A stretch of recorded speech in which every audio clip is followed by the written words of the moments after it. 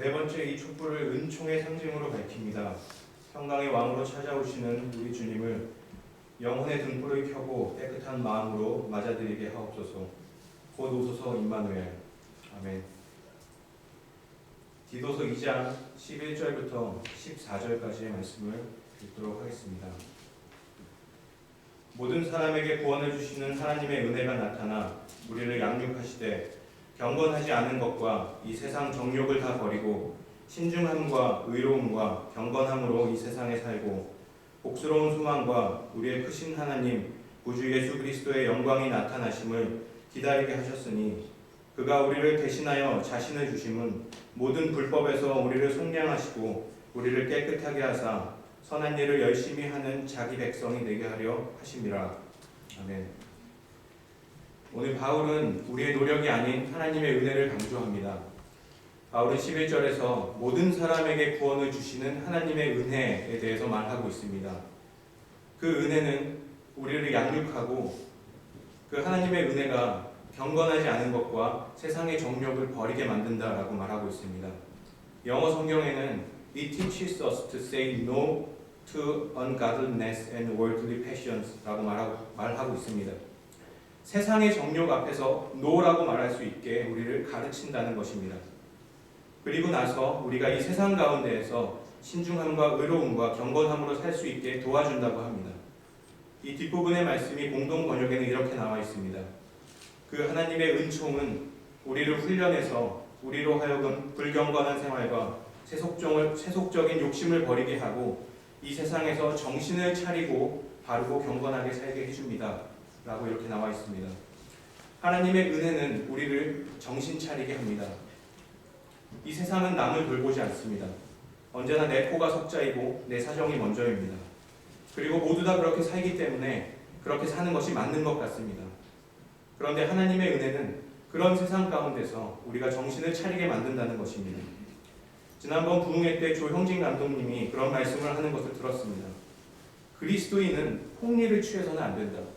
그리스도인은 폭리를 취하는 사람들이 아닙니다. 라고 이렇게 말씀하셨습니다. 실제로 그리스도인이 이 땅에 살아가는 목적은 이 세상에서 잘 먹고 잘 사는 것이 아님을 우리는 이미 잘 알고 있습니다. 우리에게는 영생이 약속되어 있습니다. 그렇기 때문에 우리는 다른 사람에게 양보할 수 있고 또 손해볼 수 있는 것입니다.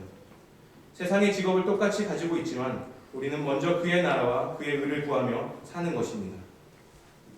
그렇지만 실제로는 어떻습니까? 오늘 말씀처럼 정신 못 차릴 때가 많이 있습니다. 조금 더 벌고 조금 더 이익을 남기고 언제나 걱정하고 염려하며 사는 세상의 법칙이 우리의 마음을 조금씩 흔들어 놓기 때문입니다. 그런데 그때 바로 하나님의 은혜가 우리를 정신 차리게 합니다. 하나님의 은혜는 양육강식의 법칙이 지배하는 이 세상에서 나보다 남을 먼저 생각하게 만드는 것입니다. 여러분은 어떤 은혜를 받으셨습니까? 받은 복을 세어보라는 찬송도 있는 것처럼 잘 생각해보면 우리는 많은 복을 받으며 살아갑니다. 오늘 하루를 살 수 있는 것도 복이고 이렇게 함께 예배할 수 있는 공동체가 있다는 것도 복입니다.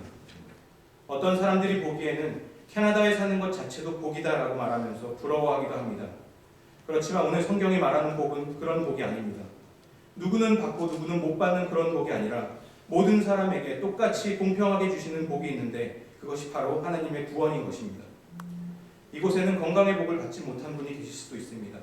사업이 잘 되는 것, 자녀가 잘 되는 것, 취업이 잘 되는 것, 영주권이나 비자 문제, 여러 가지 문제로 인해서 복을 받았다라고 얘기하기에 어려운 사람들이 분명히 있다고 생각합니다.